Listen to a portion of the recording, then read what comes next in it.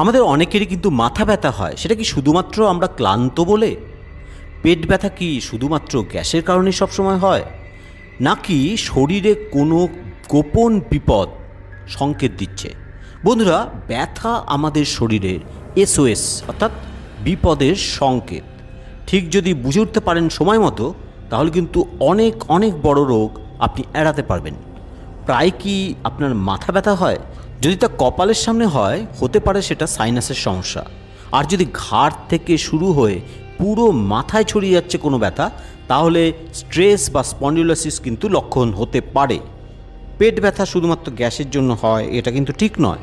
যদি বাঁদিকে ব্যথা হয়, কোলন সংক্রান্ত সমস্যাও কিন্তু হতে পারে। আর যদি ডান দিকে হয়, খেয়াল করুন, হয়তো গলব্লাডার বা লিভারেরও সমস্যা থাকতে পারে। ঘাড়, হাঁটু বা কবজিতে এই ব্যথা হলেই মনে হয় আমরা যেন বয়স বাড়ছে, সেই কারণে হচ্ছে।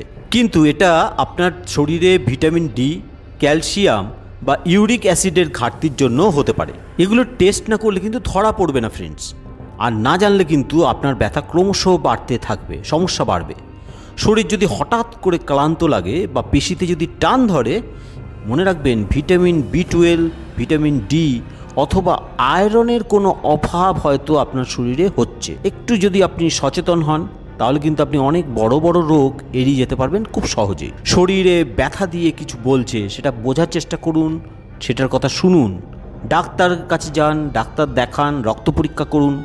কারণ আপনি জানবেন, আগে ভাগে কোনো কিছু ধরা মানেই আপনি একটা কিন্তু সুরক্ষা পেয়ে যাচ্ছেন, একটা সমস্যা থেকে আপনি বেরিয়ে আসার সুযোগ পাচ্ছেন। ভিডিওটি ভালো লাগলে লাইক করুন, বন্ধুদের সঙ্গে বেশি করে শেয়ার করুন। আর এরকম সব স্বাস্থ্য টিপস পেতে হ্যালো হেলথ চ্যানেলকে সাবস্ক্রাইব করতে ভুলবেন না, আর ঘন্টাটা কিন্তু বাজিয়ে দেবেন। Bye bye friends.